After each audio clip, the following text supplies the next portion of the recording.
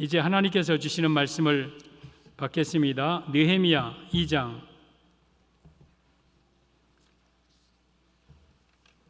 구약성경 727쪽 느헤미야 2장.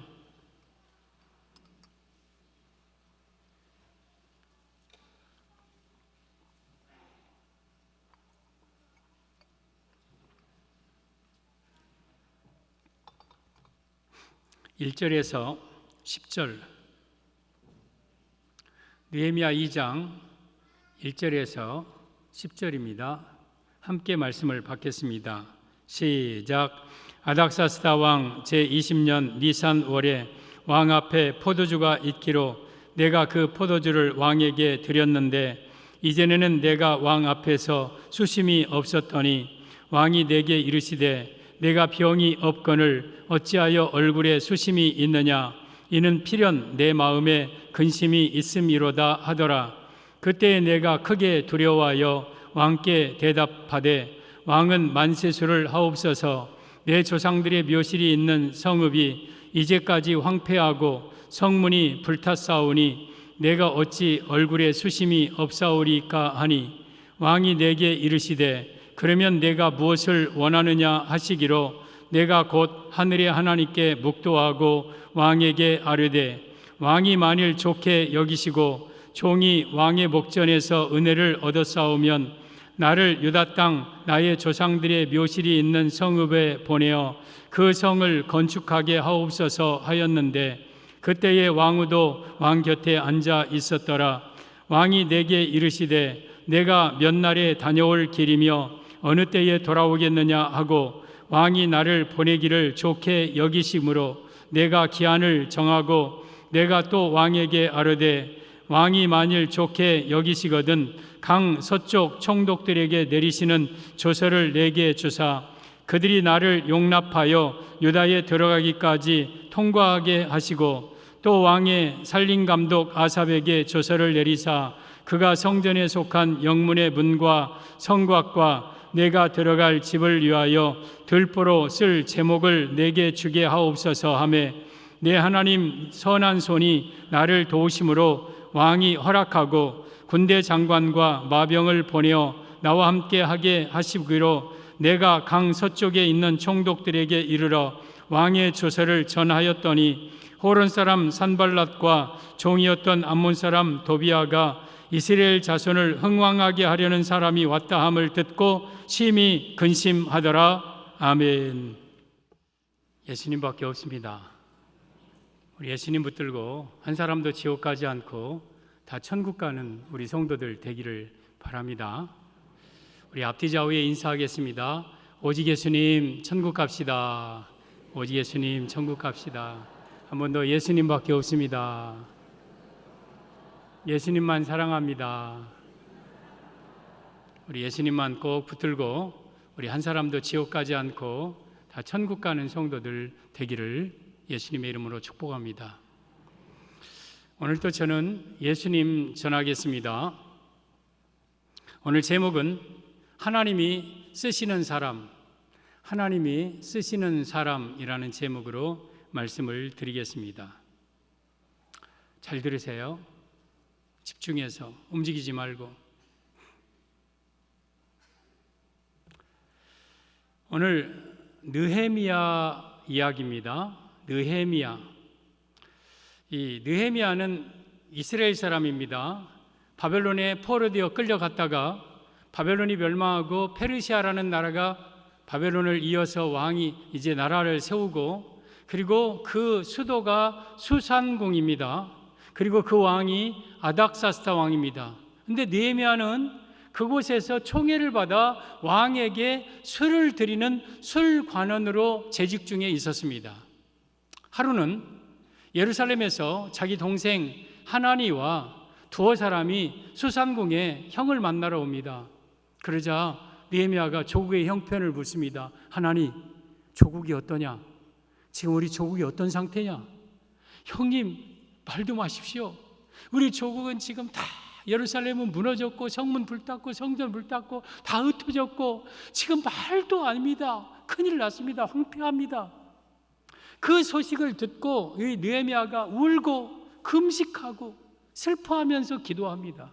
그러면서 그 조국의 무너진 조국을 향하여서 막 안타까운 마음으로 느헤미야가 기도하고 있을 때에 어느 날 하루는 술을 가지고 이제 아닥사스 왕에게 술을 갖다 드리는데 얼굴이 어두워요.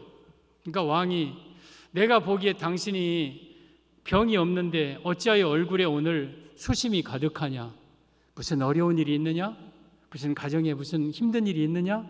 그러자 왕은 만세수를 하옵소서.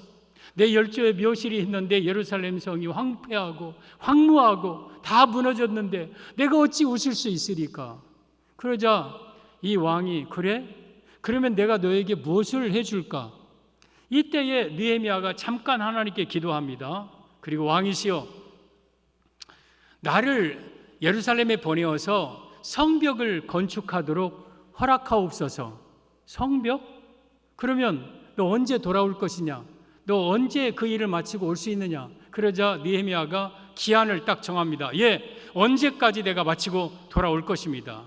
그런데 왕이시여, 나에게 두 가지 조서를 내리시옵소서. 하나는 내가 예루살렘까지 가는데 반대 그 나의 길을 막는 강서편 총독들이 있는데 그 총독들에게 조서를 주어서 나를 예루살렘까지 무사히 가도록 조서 하나를 주시고, 또 하나의 조서는 내가 가서 이제 성벽을 건축하고 성문 세우고 하는데 제목이 필요하니 살림감독 아삽에게 조서를 내려서 내가 필요한 제목을 내가 가지고 가게 하소서.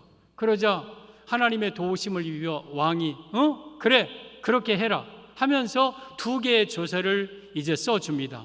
그래서 이제 느헤미야가 이제 제목을 가지고 이제 예루살렘을 향하여서 가는데 산발락과 도비아 강서편 총독들이 막아서니까 조서를 딱 내밉니다. 그러자 이들이 이제 길을 열고 예루살렘을 흥왕하려 하는 사람이 왔다 하고 이들이 두려워한다.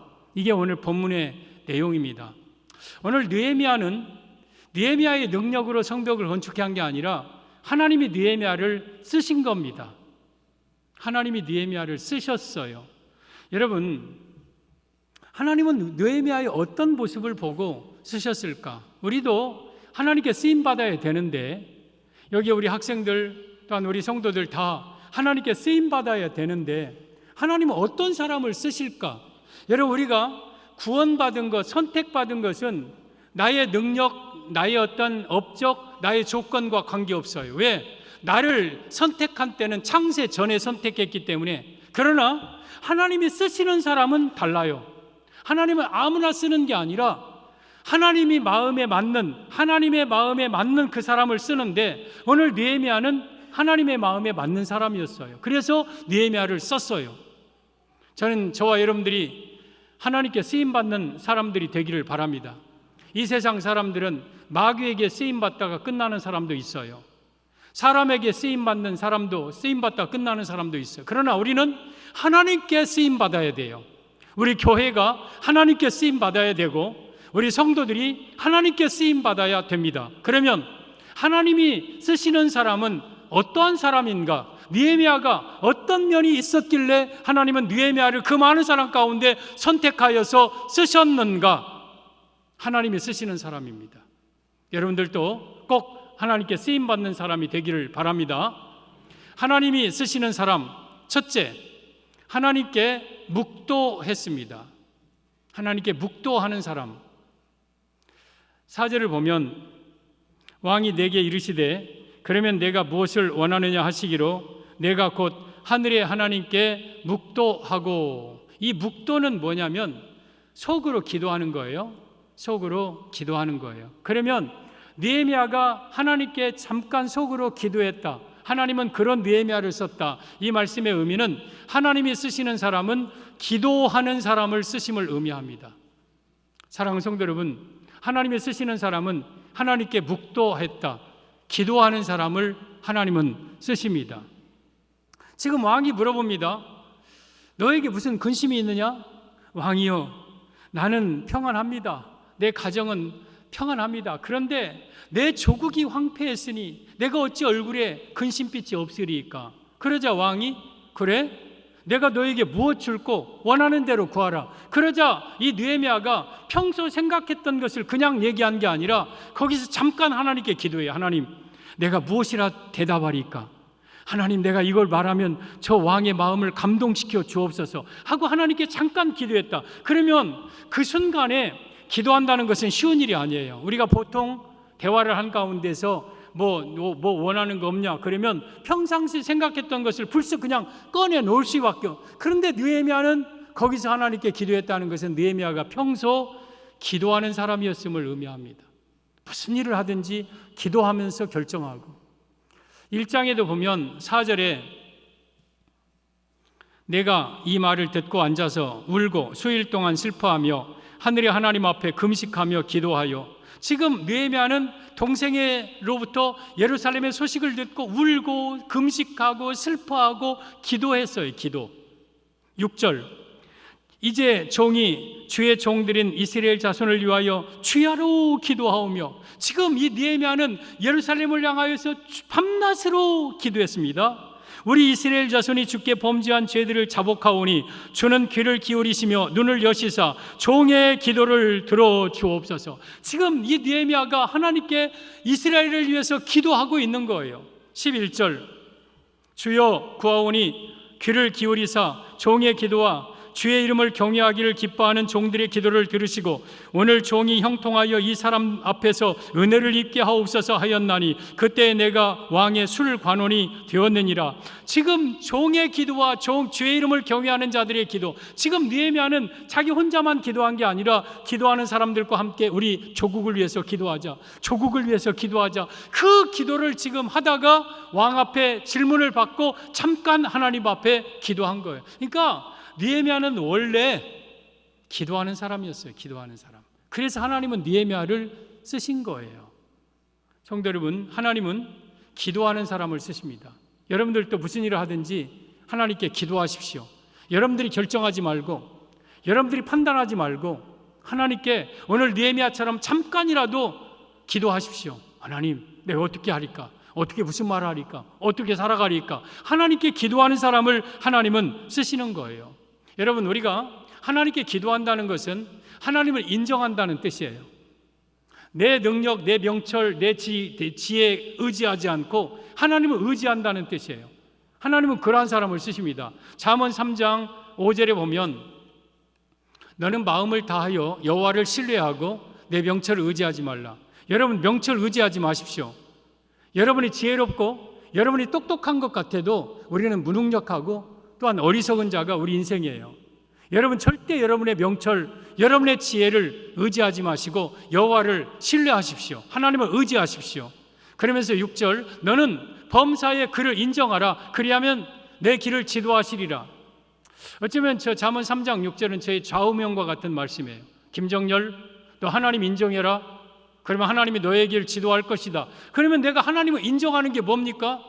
하나님과 동행하면서 하나님의 존재, 하나님의 능력, 하나님의 나의 구주되심을 인정한다. 그럼 매사에 하나님께 기도한다는 뜻이에요.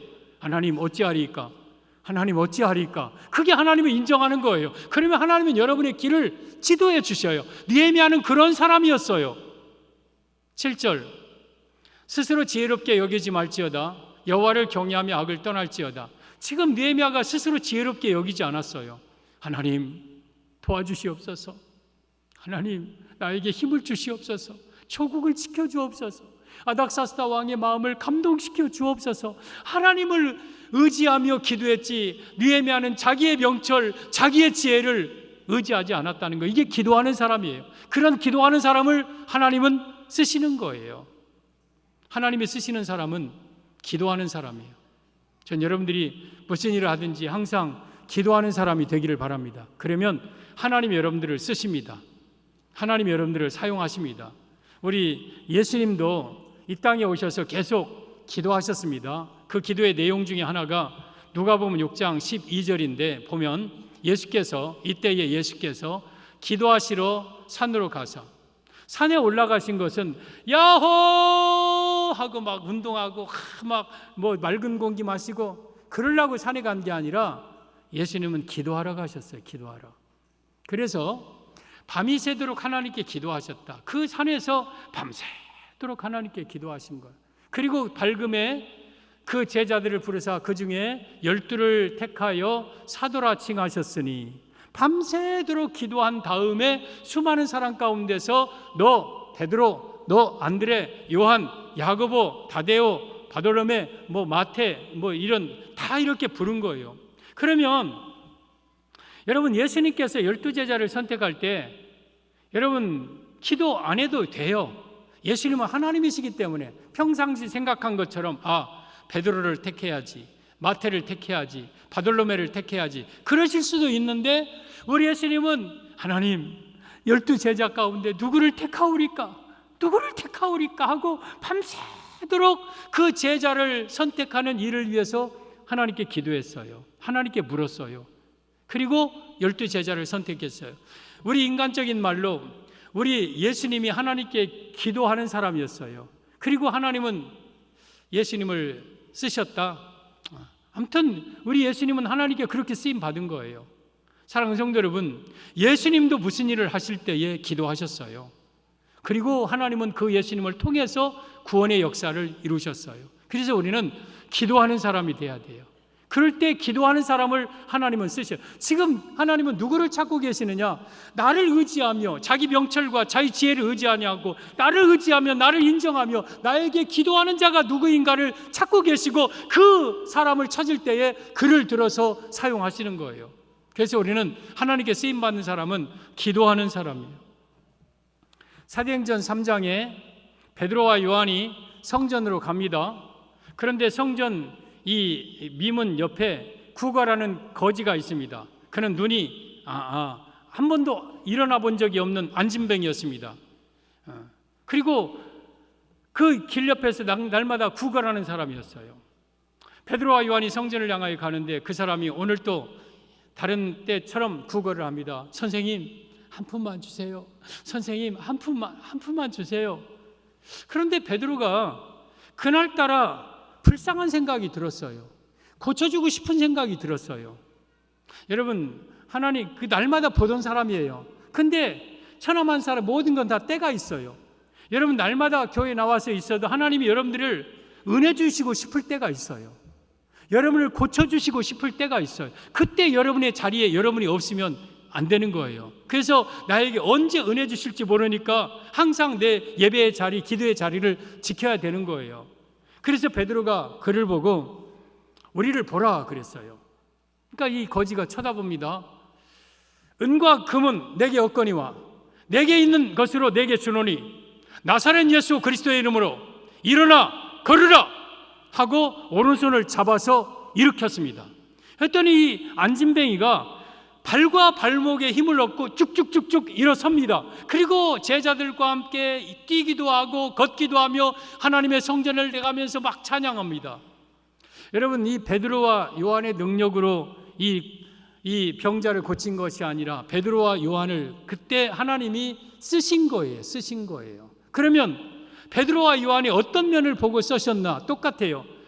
사도행전 3장 1절에 제9시 기도 시간에 베드로와 요한이 성전에 올라갈 때 성전 앞에 미문에, 여러분 제 기도 시간에 지금 베드로는 뭐하러 성전에 가느냐? 기도하러 가는 거예요. 기도하러. 경건한 유대인은 3시, 6시, 9시 이 3번 하나님 앞에 나와서 기도하고, 그 기도하는 사람 베드로와 요한을 하나님은 쓰신 거예요. 하나님이 쓰시는 사람은 똑똑하고 잘나고 능력 있는 사람을 쓰지 않습니다. 하나님을 의지하여 기도하는 사람을 쓰십니다. 따라서 여러분들이 하나님께 매사에 묻고 의지하고 기도하는 사람이 되기를 바랍니다. 느헤미야는 하나님께 쓰임받은 사람입니다. 그래서 우리 느헤미야를 통해서 제3차 포로 귀환 BC 444년 아닥사스다 왕 제20년 니산월 2월에 이제 포로에서 제3차 예루살렘에 올라가서 예루살렘 그 무너진 성읍을 52일 만에 완벽하게 건축하고 12년 동안 예루살렘의 총독으로서 이 예루살렘을 안정하고 흥왕시켰던 사람이 느헤미야예요. 그 느헤미야는 하나님께 기도하는 사람이었고 하나님은 그 기도하는 느헤미야를 사용하신 겁니다. 하나님은 기도하는 사람을 쓰십니다. 여기 우리 학생들, 어린이들, 우리 성도들이요, 여러분들이 기도하면 하나님께 쓰임 받습니다. 그래서 우리는 매사에 하나님께 기도하시기를 바랍니다. 하나님이 쓰시는 사람, 첫째, 하나님께 묵도하는 사람. 하나님은 기도하는 사람을 쓰십니다. 하나님께 쓰임 받는 사람, 둘째, 기한을 정했습니다. 기한을 정했다. 6절 보면 그때 왕후도 왕 곁에 앉아 있었더라. 왕이 내게 이르시되 내가 몇 날에 다녀올 길이며 어느 때에 돌아오겠느냐 하고 왕이 나를 보내기를 좋게 여기시기로 내가 기한을 정하고. 지금 느헤미야가 기한을 정했다, 그런 느헤미야를 썼다. 그러면 기한을 정했다는 말이 무슨 말입니까? 하나님의 능력을 전적으로 의지하는 믿음의 사람이었음을 의미합니다. 이 기한을 정했다는 것은 하나님께 대한 믿음으로 사는 사람의 모습을 의미하는 거예요. 믿음의 사람이 믿음의 사람. 여러분, 왕이 물어봅니다. 언제 그 일을 마치고 돌아올 거냐? 언제 다시 이쪽으로 돌아올 거냐? 언제쯤, 얼마쯤 말미를 주면 그 일을 하고 돌아오겠느냐? 그러자 느헤미야가 언제까지 내가 하고 돌아오겠습니다 하고 기한을 정했습니다. 느헤미야가 확신 있게 내가 그때까지는 하고 돌아오겠다고 기한을 정합니다. 이것은 느헤미야가 능력이 있어서 내가 지금까지 노하우로 내가 하면 된다, 이것이 아니라 전능하신 하나님의 능력을 믿었어요. 예루살렘 성이 건축되는 것은 하나님의 뜻이 분명하고 하나님이 나를 도와주시면 하나님은 분명히 내가 기한 정하는 이때까지 그 일을 이루실 것이라는 하나님에 대한 믿음이 느헤미야에게는 있었어요. 그 사람을 하나님은 쓰신 거예요. 여러분, 느헤미야가 성벽을 건축하는 것이 쉬운 일이 아니에요. 예루살렘까지 가는데 서편 총독들이 느헤미야를 죽이려고 하고, 그리고 겨우 예루살렘에 가도 예루살렘 남은 사람들은 지금 다 비천한 자, 연약한 자들만 남아 있어요. 그리고 성벽이 무너져서 완전히 거기가 돌무더기가 돼 있어요. 백성들은 지금 70여 년 동안 완전히 패배의식에 빠져서 정말 낙심하고 좌절하고 있는 상태였어요. 그리고 수많은 그러한 고난과 어려운 역경이 성을 건축하는 데는 있었어요. 근데 느헤미야가 언제까지 내가 그 성벽을 건축하고 돌아오겠나이다, 그 말은 이러한 모든 난관이 있어도 하나님이 나와 함께 하시고 하나님이 하시면 내가 이때까지 분명히 성벽을 건축할 것이라는 믿음이 느헤미야에게는 있었어요. 그 믿음을 하나님이 보시고 느헤미야를 쓰신 거예요. 여러분, 우리가 살아가는 동안은 이 느헤미야에게 있는 그러한 장애물들, 고난들은 우리에게 수도 없이 많아요. 나에게도 산발락과 도비앗 같은 사람이 있고, 나에게도 내 앞에 성벽을 건축해야 될 그 엄청난 그러한 꿈을 이루기 위하여서는 수많은 그러한 대적들, 수많은 어려운 일들이 있어요. 그러면 내 능력을 생각하고 내 환경을 생각할 때는 이거 못하는 거예요. 그리고 그 앞에서 좌절하고 절망하고 포기하고 그러는 거예요. 그러나 하나님이 나와 함께 계시고 이 일이 분명히 하나님이 원하시고 기뻐하시는 일은 확신할 때에 기한을 정하고 담대하게 나아가면 하나님이 그 모든 어려운 난관을 극복하고 멋지게 성벽을 건축하게 하신 거, 이것이 믿음이에요. 그 믿음의 사람을 하나님은 쓰시는 거예요. 사랑하는 성도 여러분, 여러분들이 믿음으로 살아가기를 바랍니다. 최소한 느헤미야는 자기 능력으로 성벽을 건축하려 하지 않았어요. 하나님이 함께 하시고 하나님이 도와주시면, 하나님의 능력이라면 능치 못할 일이 없는 줄 알고 담대하게 여러분 그 성벽 건축을 향하여서 기한을 정하고 나간 거예요. 우리 성도들이 살아가는 동안 이런 확신이 우리에게는 필요해요. 너 성벽 건축하고 언제 돌아올래? 글쎄요, 가기는 가는데요. 그 총독들이 나를 죽이려고 하고 그 백성들이 지금 다 그냥 완전히 낙심돼 있고 가기는 가는데 어쩔지 모르겠습니다. 어떻게 하다 보면 건축하든지 아니면 그냥 올든지 그렇게 하죠. 그러면 하나님이 그런 느헤미야를 쓰겠습니까? 눈이 반짝반짝 빛나면서 확신 있게 내가 언제까지 돌아오겠습니다. 내가 성벽을 건축할 겁니다. 이렇게 말할 수 있는 것은 느헤미야에게 믿음이 있기 때문에 그렇게 말할 수 있는 거예요. 여러분, 우리가 살아가는 동안 세상에 어떤 모습을 보여주고 살 겁니까? 느헤미야처럼 확신을 가지고 살아야 되지 않겠습니까? 여러분, 우리 삶 속에 하나님의 능력을 믿고 전진하고 나아갈 때에 어떤 장애물도 능히 극복하고 이길 수 있으리라는 확신이 우리에게 있어야 되지 않겠습니까? 이게 믿음의 사람의 모습이고 하나님은 그런 사람을 쓰시는 거예요. 여러분, 사무엘하 2장 22장 또 29절 30절을 보면 이 다윗이 이런 고백을 합니다. 여호와여, 주는 나의 등불이시니 여호와께서 나의 어둠을 밝히시리이다. 다윗이 가는 길은 어둠이에요. 근데 주님이 나의 등불 되어서 나의 어둠을 밝혀 주실 겁니다. 30절에 내가 주를 의뢰하고 적진으로 달리며 내 하나님을 의지하고 성벽을 뛰어넘나이다. 지금 다윗은 내 앞에 적진이 있어요. 내 앞에 성벽이 있어요. 그런데 그 성벽을 내가 뚫고 적진을 향하여서 달려나가는 것은 주를 의지하고 하나님을 신뢰하고 내가 나아가겠나이다 그래요. 여러분, 다윗 앞에는 어마어마한 장애물들이 있어요. 성벽이 있고 적진이 있어요.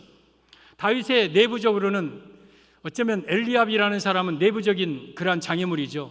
맏형, 야, 네가 전쟁 구경하러 왔느냐? 교만하다, 나쁜 놈이다. 너 이거 네가 감히 하면서 막 그 형이 이 다윗을 얼마나 못 살게 합니까? 그리고 외부적으로는 골리앗, 키가 3m, 엄청난 블레셋 장수가 앞에서 떵떵거리면서 호령할 때 천하가 쩌렁쩌렁쩌렁 울리는 골리앗이 내 앞에 있는 거예요. 다윗에게는 내부적으로 외부적으로 그런 장애물이 있었어요. 그런데 다윗은 그들을 향하여서 적진으로 갔어요. 성벽을 향하여서 뛰어넘었어요.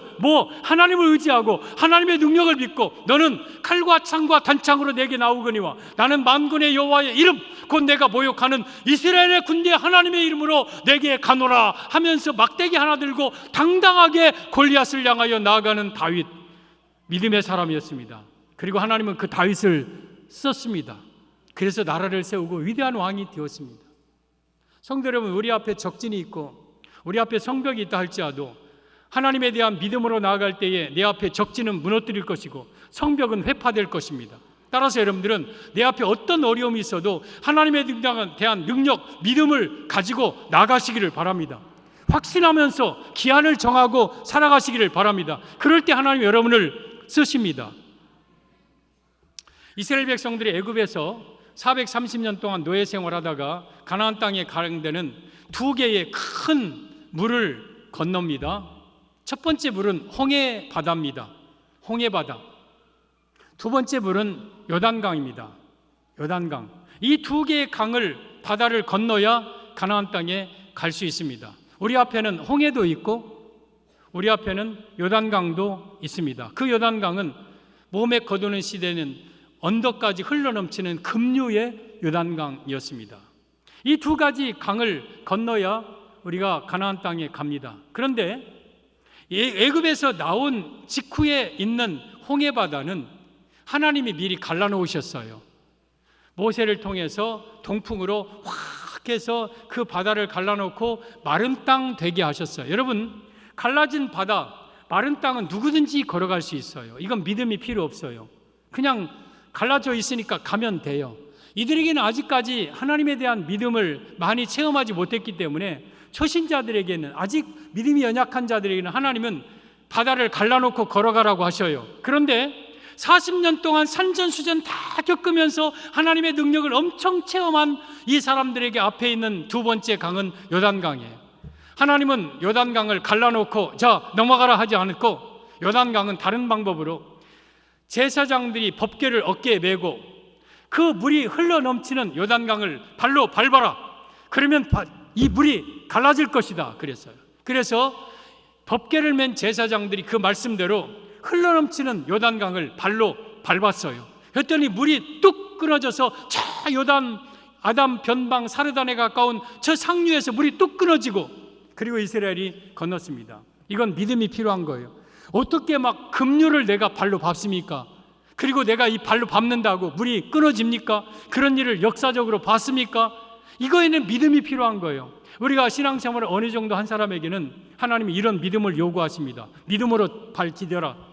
믿음으로 전진해라.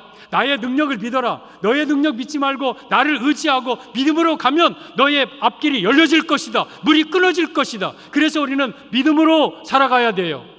이게 하나님이 쓰시는 사람의 모습입니다. 믿음으로 사는 자는 하늘 위로 받겠네. 무슨 일을 만나든지 만사형통하리라. 무슨 일을 만나든지 만사형통하리라.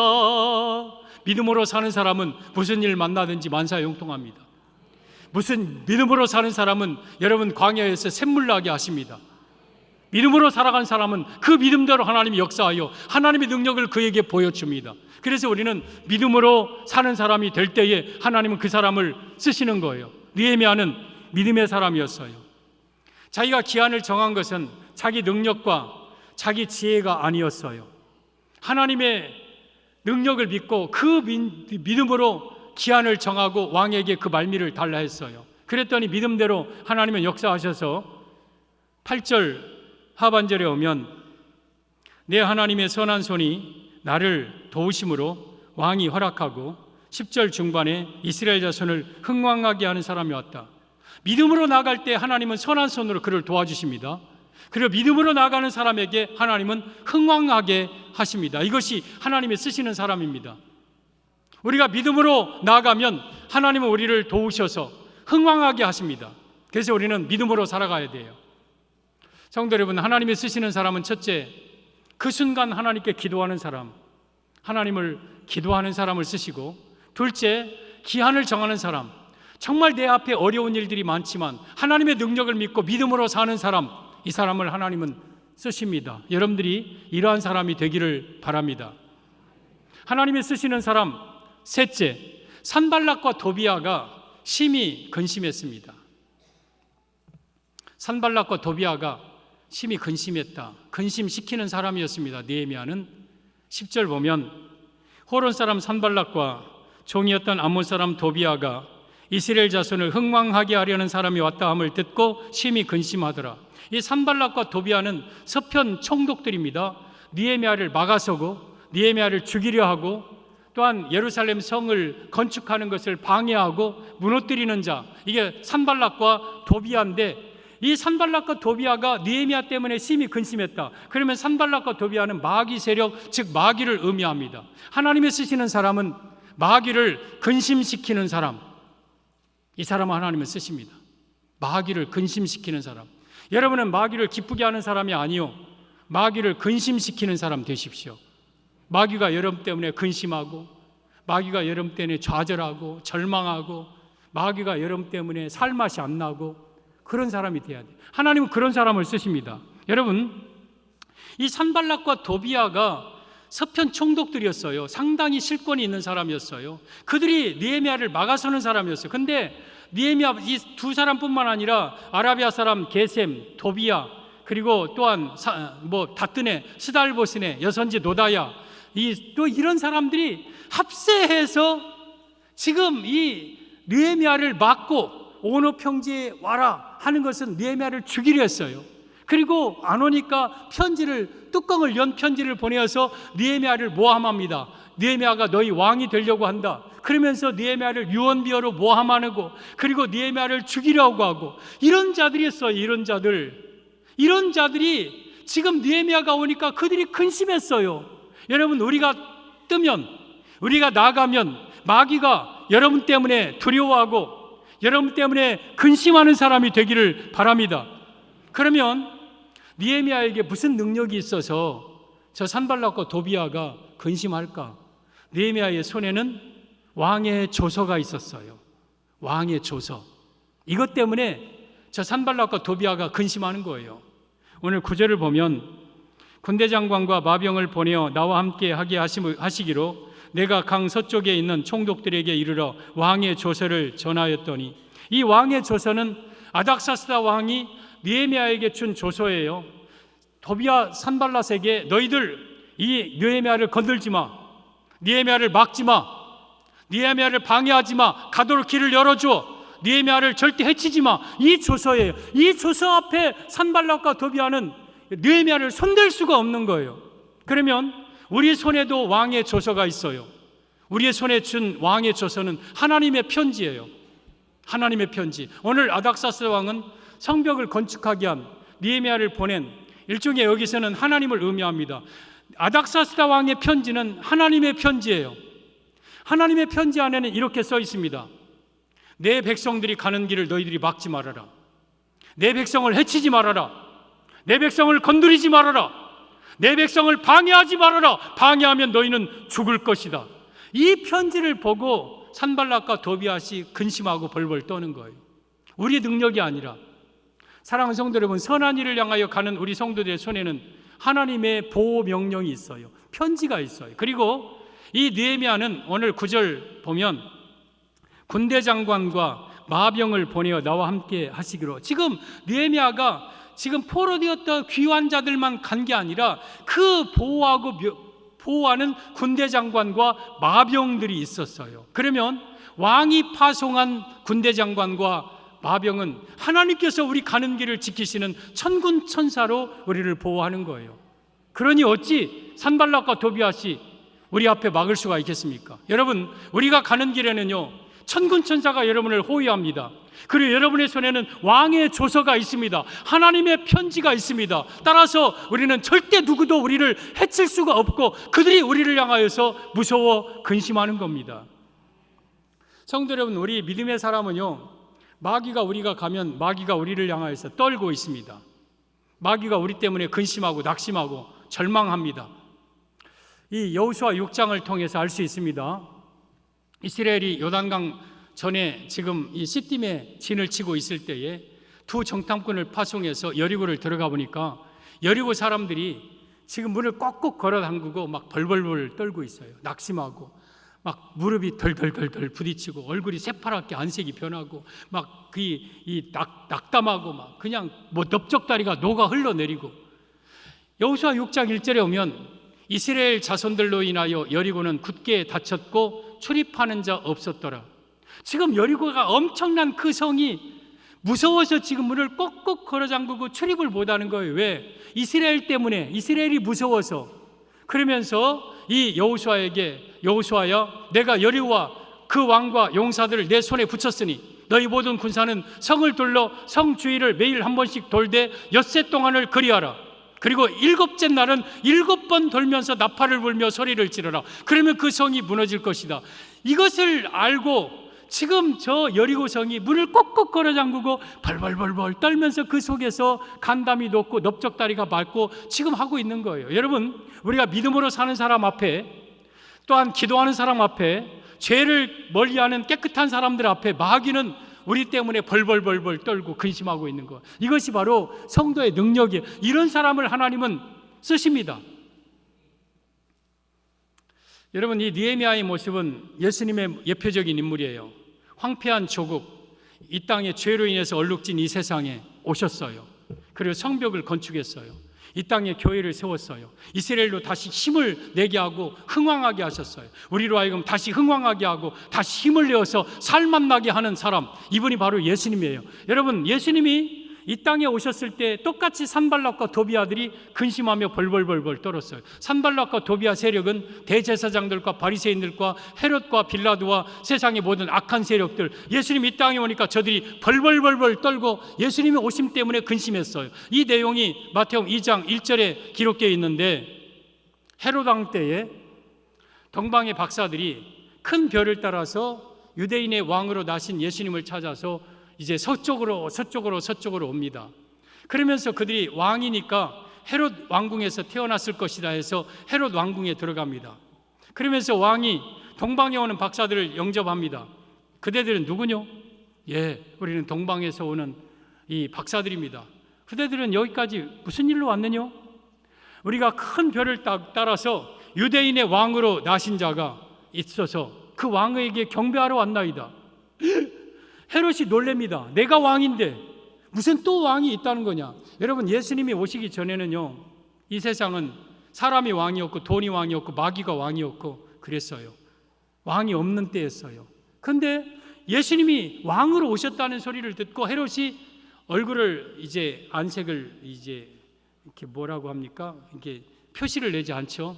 왜냐하면 자기도 이제 그 왕을 죽이려고, 그래 유대인의 왕으로 나신 이가 왔다는 이 소리를 듣고 헤롯이 하는 반응이 마태복음 2장 3절입니다. 보겠습니다. 헤롯 왕과 온 예루살렘이, 저 예루살렘은 좋은 예루살렘이 아니라 당신은 나쁜 예루살렘입니다.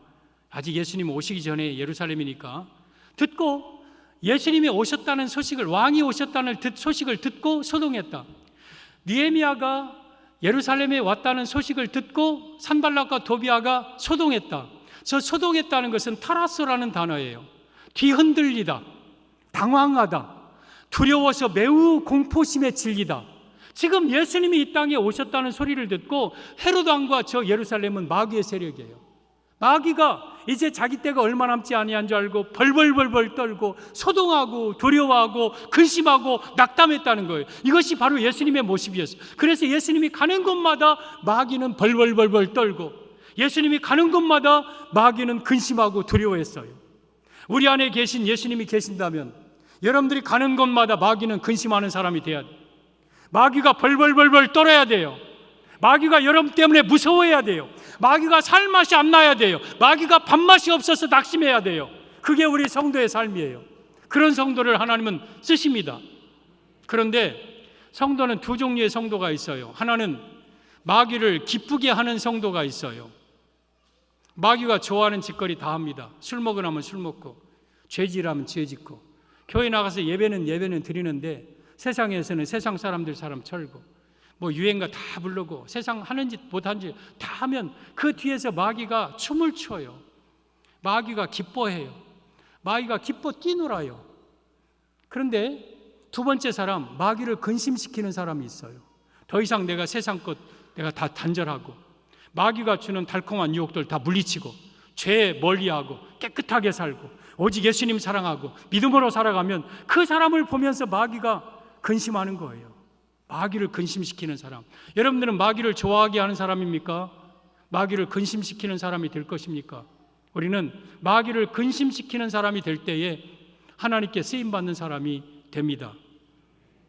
하나님이 쓰시는 사람은 마귀를 근심시키는 사람, 마귀가 벌벌벌벌 떨게 하는 사람, 마귀를 낙담시키는 사람, 이런 사람을 하나님은 쓰십니다. 오늘 느헤미야, 하나님이 쓰신 세 가지 이유가 있습니다. 첫째는 느헤미야는 기도하는 사람이었고, 둘째 느헤미야는 믿음의 사람이었고, 셋째는 마귀를 근심시키는 사람이었어요. 오늘 하나님은 이런 느헤미야와 같은 자를 찾고 계십니다. 에레미야 5장 1절에 너희는 예루살렘 거리로 빨리 왕래하며 그 넓은 거리에서 찾아보고 알라. 너희가 만일 공의를 행하며 진리를 구하는 자를 한 사람이라도 찾으면 내가 이 성을 사하리라. 이 넓은 광장 거리에서 하나님 앞에 하나님의 마음에 맞는 느헤미야 같은 사람을 내가 찾고 있다. 그를 통해서 내가 역사를 이루겠다. 여러분, 우리 느헤미야와 같이 하나님께 쓰임받는 사람이 되기를 예수님의 이름으로 축복합니다.